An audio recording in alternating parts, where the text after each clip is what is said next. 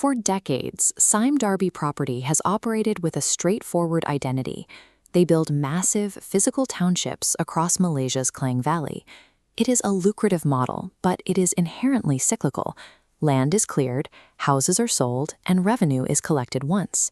Sustaining growth requires a constant supply of new developable plots.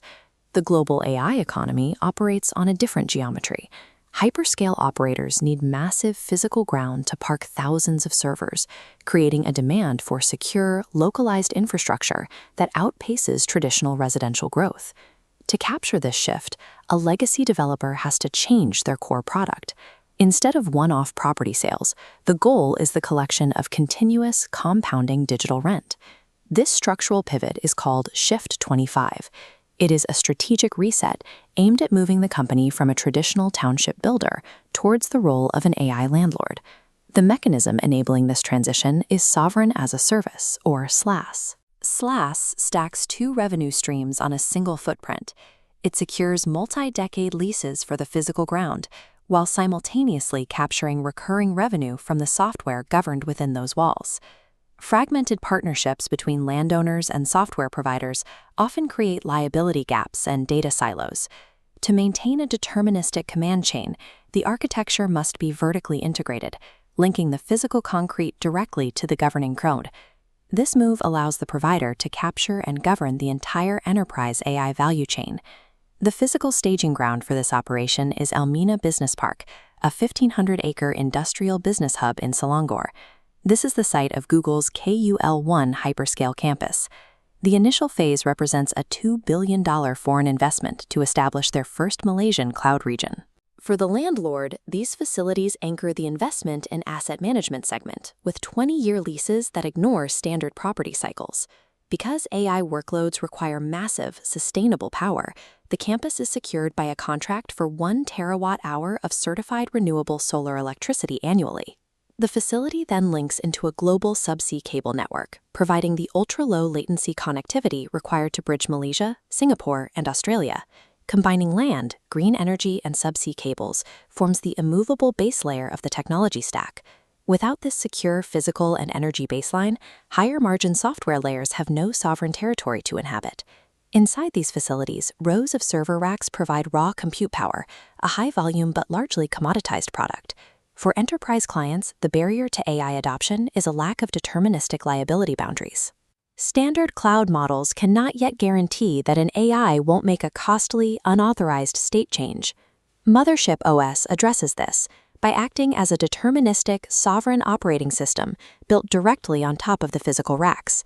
It sits strictly below the external product surface, intercepting and governing every inbound and outbound logic request.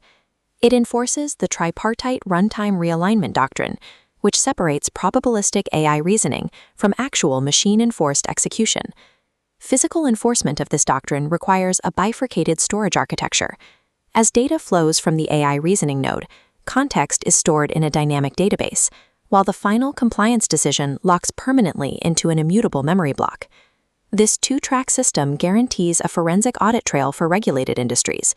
If an action is questioned, the evidence of authorization is unalterable.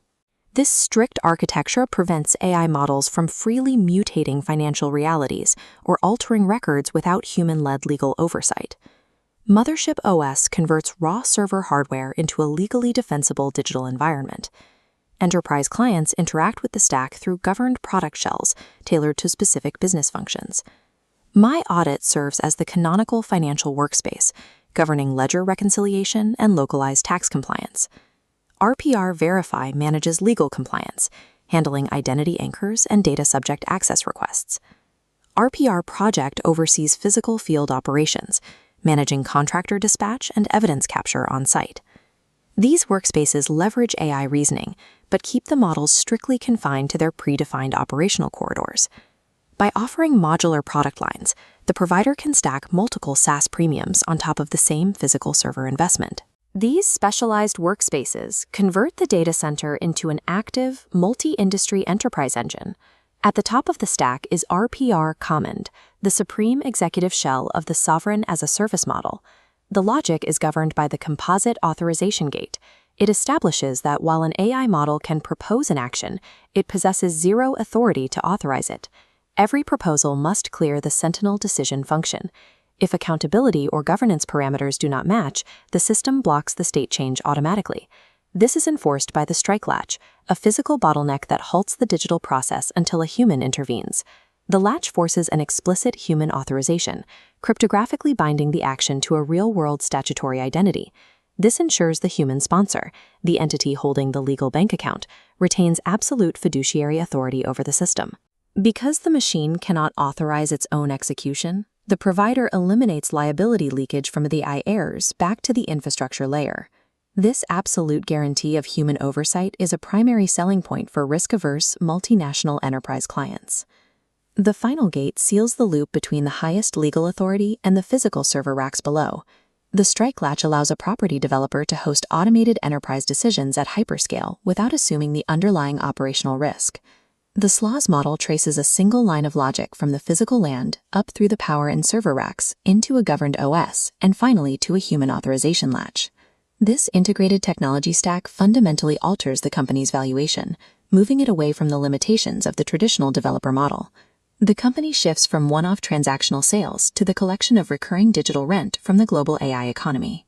Owning the physical hyperscale facility and the deterministic OS creates a defensible economic moat within the region. By constructing the stack from the ground up, the developer secures a position as an integrated infrastructure provider for the Southeast Asian digital economy.